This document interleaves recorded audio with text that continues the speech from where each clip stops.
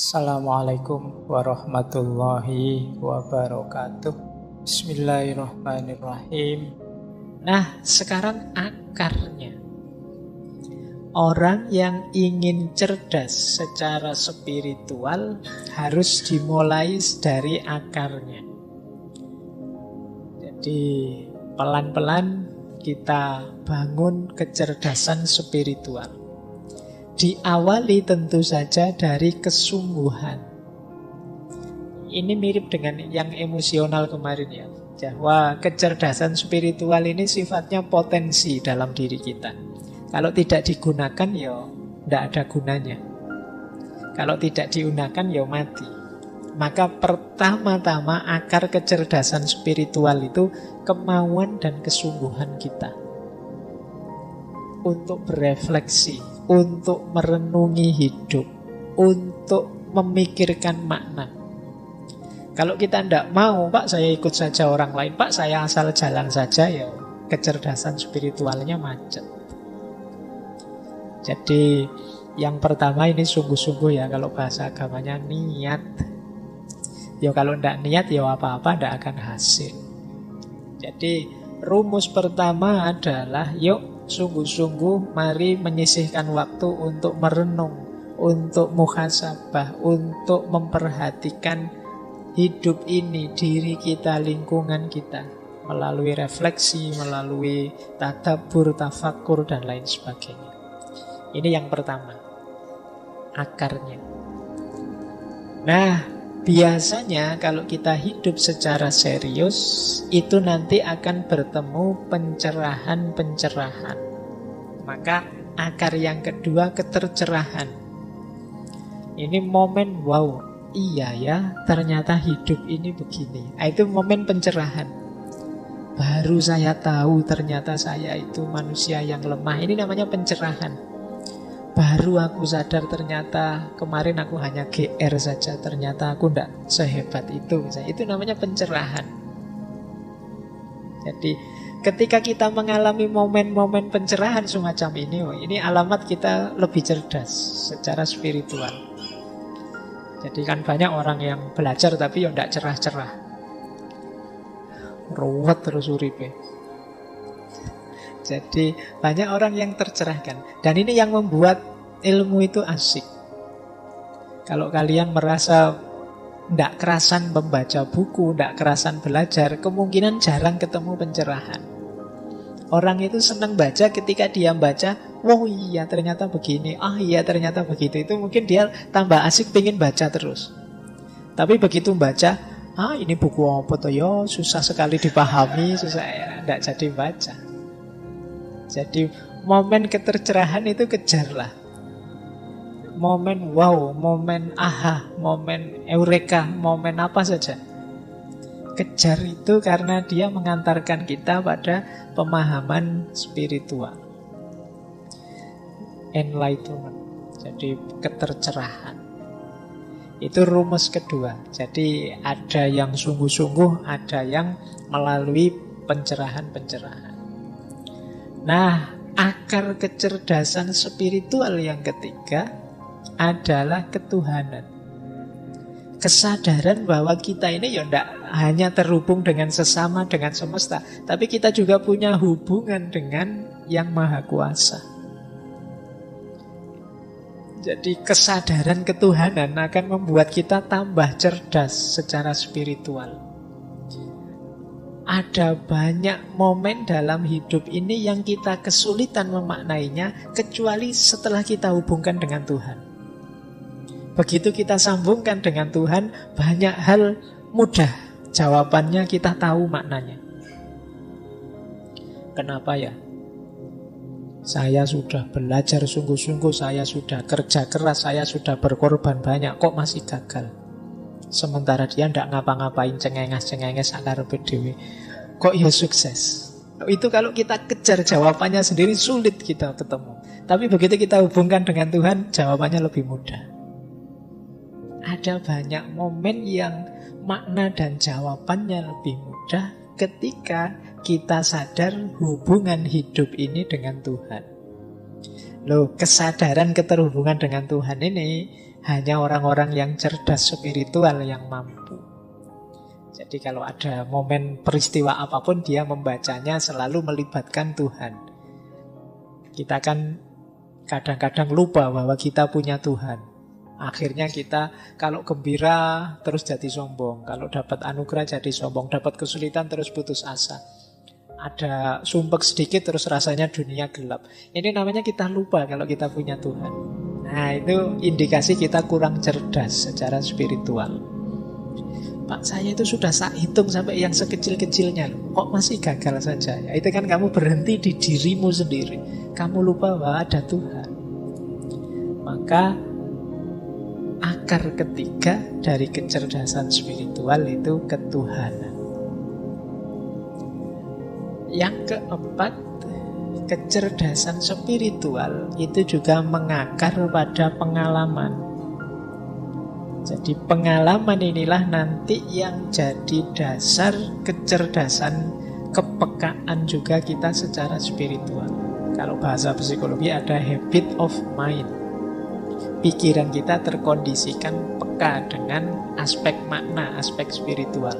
Itu mungkin bisa diawali dari pengalaman kita sejak kecil. Mungkin yang ngalami dulu ngaji di kampung, ngalami sama bapak ibu dipaksa sholat jamaah dan lain sebagainya. Itu kan pengalaman-pengalaman spiritual waktu kecil. Yang ini akan jadi habit kita, jadi kebiasaan kita. Yang itu rasanya kita tidak enak kalau tidak begitu. Nah, itu buah dari pengalaman. Yang rajin sholat, ketika satu waktu terpaksa tidak sholat, itu kan rasanya ganjel. Sebaliknya juga begitu, yang tidak pernah sholat kok tiba-tiba sholat, itu kan momen mengesankan juga. Jadi, nah, yuk dari pengalaman terbangun habit of mind tadi. Jadi orang yang karakternya baik itu yuk biasanya karena memang dia dibiasakan dalam pengalamannya. Karakter-karakter yang baik. Sehingga terus karakter itu mengakar dalam dirinya. Nah, jadi akar selanjutnya pengalaman. Ya, pengalaman itu ada yang kalau dalam ranah spiritual ada yang khas dua selain pengalaman biasa yang dibiasakan tadi. Yang pertama adalah pengalaman luar biasa dalam bentuk pengetahuan, dan yang kedua pengalaman luar biasa dalam bentuk trauma. Pengalaman luar biasa dalam bentuk pengetahuan itu kalau dalam agama kadang menyebutnya ya pengetahuan intuitif atau kadang disebut laduni, yang kita tidak belajar tiba-tiba paham. Kan ada ketercerahan itu saat kita membaca tercerahkan. Ada yang tidak baca tapi tercerahkan. Nah, ini pengalaman luar biasa juga. Ini bisa juga menumbuhkan kesadaran dan kecerdasan spiritual. Jadi yang sifatnya intuitif, wow-nya tidak melalui proses biasa. Ini juga jenis pengalaman. Ada juga pengalaman traumatik. Kalau pengalaman traumatik ini pengalaman luar biasa yang membuat trauma. Cuma traumanya efeknya positif, geser ke ranah spiritual. Misalnya setelah di DO baru sadar bahwa ternyata Tuhan itu maha kuasa. Nah,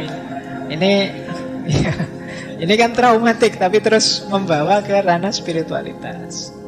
Begitu patah hati baru ingat, wah aku selama ini melupakan Tuhan, ternyata terlalu banyak ingat pacar saja kok lupa sama Tuhan misalnya. Terus jadi trauma yang membawa ke arah spiritualitas, melahirkan pengalaman-pengalaman baru spiritual. Nah, ini juga termasuk bagian dari kecerdasan spiritual. Nah, yang terakhir, kecerdasan spiritual itu juga muncul dalam interaksi kita dengan sesama, kepedulian kita dengan sesama. Orang merasakan nikmatnya bersedekah, merasakan asiknya berkorban, merasakan indahnya berbagi dan lain sebagainya. Itu juga bagian dari kecerdasan spiritual. Orang yang tidak cerdas secara spiritual mungkin egois, diajak berbagi tidak mau, tidak peduli dengan sesama. Waktunya disuruh korban, ala wong sunnah saja tidak wajib dan lain sebagainya. Pokoknya alasannya oke. Nah, jadi ini akar-akar Carilah akar-akar ini yang memungkinkan kita tambah cerdas secara spiritual. Kesungguhan, kemudian ketercerahan. Cari momen-momen yang membawa kita pada pencerahan-pencerahan. Kalau males baca ya dengerin YouTube atau apalah gitu. Yang penting membaca sekitar juga tidak masalah. Siapa tahu nanti dapat semacam ilham, intuisi, wawasan baru atau apa. Kejar itu. Kemudian juga sadari keterhubungan kita terus-menerus dengan Tuhan, bahwa hidup ini ya selalu berada dalam hubungan dengan Tuhan. Perkaya pengalaman-pengalaman spiritual, sehingga dia akan jadi habit, tabiat kita. Dan jangan lupa kepedulian sesama, itu melahirkan kepekaan dan kecerdasan spiritual juga. Kejar momen-momen ini biar kita tambah cerdas secara spiritual. Kuncinya nanti di sini. Baik, saya lanjut. Nah, kalau ini prinsip-prinsipnya. Jadi, kecerdasan spiritual itu sedikitnya punya 12 prinsip. Kalau tadi kan akarnya. Kalau ini jalannya itu melalui 12 rute ini. Yang pertama, kecerdasan spiritual itu memerlukan kerendahan diri. Kesadaran diri, kerendahan hati nanti.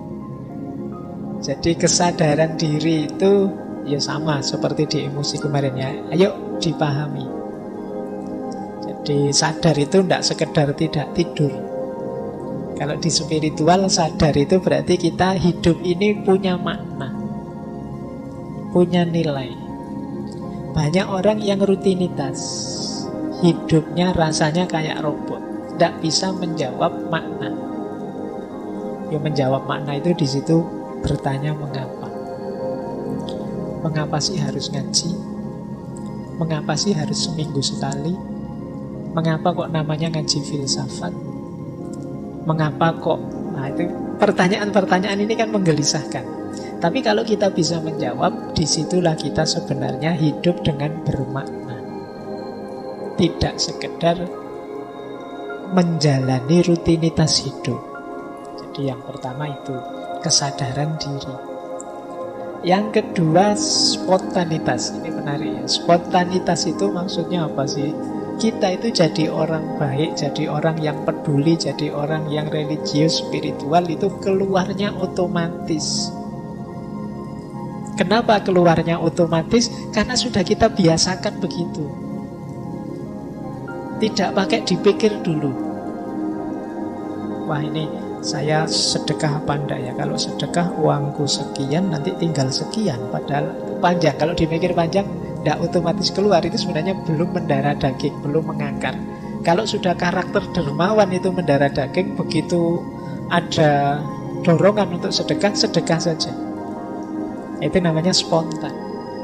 Melakukan kebaikan secara spontan. Ini mirip di definisi akhlak oleh para filosof muslim seperti Ibnu Miskawai, Imam Ghazali. Itu kan mendefinisikan akhlak itu cirinya antara lain spontanitas. Perbuatan baik yang sejati itu diantara cirinya spontan. Tidak pakai uhui ya. Kayak nonton TV nanti saya ngomong spontan, kalian uhui. Jadi otomatis keluar, tidak pakai dipikir lagi. Min ghairi fikrin waruwiyatin kalau bahasanya Imam Ghazali. Tanpa dipikir, tanpa dipertimbangkan. Kalau ada teman butuh pertolongan, langsung otomatis ditolong begitu saja. Tidak terlalu mikir panjang. Berarti apa? Kebaikannya sudah tertanam dalam diri. Keluarnya yaitu sudah otomatis. Kalau pakai dipikir panjang ya bukan kebaikan biasanya, hanya pencitraan. Mikir sih tuh, oh ini saya bantu enggak ya, saya traktir enggak ya, kalau saya traktir aku rugi berapa, kira-kira besok dapat balasannya enggak. Itu panjang. Kalau ini masih belum jadi orang baik.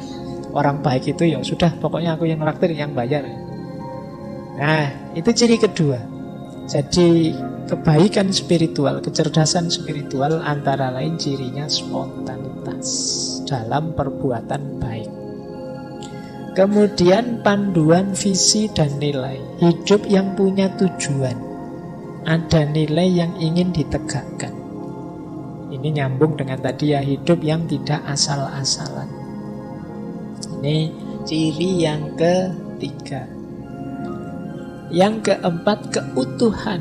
Keutuhan itu melihatnya tidak sempit, tidak hanya untuk kepentingan dirinya saja.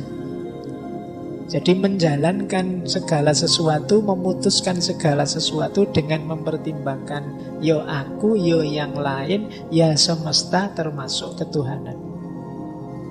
Jadi tidak hanya ingin senangnya sendiri. Jadi membaca sesuatu itu utuh, tidak egois. Kemudian kasih sayang. Kalau ini tidak perlu saya jelaskan, teman-teman sudah hafal. Hidup yang penuh kasih dan sayang. Kemudian kuat berbeda. Jadi mampu merayakan keragaman. Karena mampu membaca secara luas dan utuh, biasanya terus bisa merayakan keragaman. Merayakan itu menikmati keragaman. Selama ini banyak di antara kita yang gelisah, tidak tenang hidupnya karena ada yang beda dengan kita. Saya agamanya A, dia agamanya B. Wah, tidak tenang aku. Sulit menyikapi perbedaan. Saya tipenya ini, dia tipenya itu. Saya alirannya ini, dia alirannya itu. Kalau bisa orang itu alirannya sama kayak saya semua. Yang lain ikutlah saya semua. Kalau tidak ikut aku gelisah. Ini namanya tidak bisa menikmati keragaman. Padahal Al-Quran kan sudah jelas menegaskan ya, syir'atan wa minhajan, su'uba wa qabail, dan macam-macam mengindikasikan bahwa keragaman itu sunatullah. Tapi kita sering jadi orang yang tidak terima, tidak puas dengan keragaman itu, tidak bisa menikmati keragaman. Nah, ini berarti apa? Kecerdasan spiritualnya kurang tinggi, perlu di-upgrade lagi. Selanjutnya, orang yang cerdas spiritual itu tidak tergantung. Kita dengan sesama saling membutuhkan, tapi tidak tergantung. Bedakan saling membantu dengan ketergantungan. Kalau ketergantungan itu pokoknya kalau tidak kamu ya hidupku hancur, sudah selesai. Itu ketergantungan namanya. Harus kamu. Kalau enggak kopi merek ini, atau kalau enggak rokok merek itu, enggak semuanya. Itu namanya ketergantungan. Ketergantungan itu nanti diantara indikasi orang tidak bisa menikmati keragaman. Ya, kalau dalam Islam kan satu-satunya yang ditolerir itu ketergantungan kepada Allah. Allahus Somad, satu-satunya tempat bergantung itu Allah. Kalau pada yang selain Allah jangan tergantung, nanti kamu kecewa. Jadi ketergantungan menunjukkan kecerdasan spiritual kita kurang tinggi. Nah, selanjutnya rendah hati. Bukan rendah diri ya, ada beda. Kalau yang awal itu sadar diri. Kalau yang ini rendah hati. Kalau rendah diri kan minder, tidak bersyukur. Kalau rendah hati itu lawannya tidak sombong. Jadi tidak meninggikan diri. Sadar bahwa aku ini banyak kelemahan. Yang di antara kelemahan ini bisa teratasi kalau aku berhubungan dengan orang lain, berhubungan dengan sesama, dengan semesta, berhubungan dengan Tuhan. Nah, ini namanya kerendah hatian. Orang yang sadar kelemahan dirinya itu biasanya tidak sombong. Baik, terus prinsip spiritual, kecerdasan spiritual yang lain adalah itu tadi ya, bertanya mengapa. Pertanyaan mengapa itu pertanyaan sangat filosofis. Kalau teman-teman ingin jadi orang pintar, sering-sering bertanya mengapa. Meskipun ini menjengkelkan. Ya. Jadi mengapa kok harus ngaji filsafat? Ya biar kita ngerti filsafat. Mengapa kok kita harus ngerti filsafat? Ya karena filsafat itu penting untuk dunia. Karena filsafat itu melatih kita untuk berpikir kritis. Mengapa kita harus berpikir kritis? Nah, itu kan jengkel kamu ditanya gitu terus. Loh, tapi justru itu menunjukkan kita sadar. Ini yang disebut oleh Sokrates itu hidup yang diuji. Jadi kata Sokrates, hidup yang tidak diuji itu hidup yang tidak berharga. Hidup yang berharga itu yang kita uji. Mengapa kok kuliah di kampus itu? Kok ambil jurusan itu? Itu harus tahu jawabannya. Kalau tidak, berarti kemarin asal-asalan. Karena di situ ada beasiswanya, Pak. Mengapa kok cari yang ada beasiswanya? Ya karena saya tidak banyak uang, Pak. Lah, mengapa kok tidak banyak uang?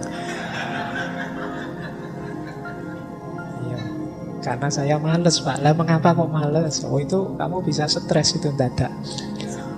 Oke, tapi itu bagian dari kecerdasan spiritual. Hidup yang tidak asal, hidup yang bermakna. Nah, selanjutnya di antara ciri kecerdasan spiritual adalah kemampuan reframe. Kemampuan reframe itu memberi frame ulang, memberi makna baru.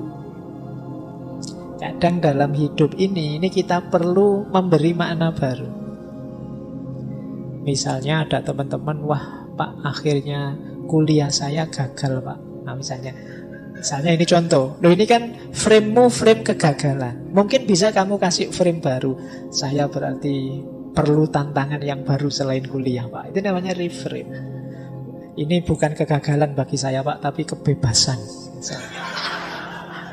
Nah, ini namanya reframe. Jadi di antara ciri orang yang cerdas spiritual itu mampu memberi frame baru. Orang yang sulit memberi frame baru itu nanti mudah putus asa. Kalau pas hidupnya sulit, kalau pas hidupnya senang, mudah terlena.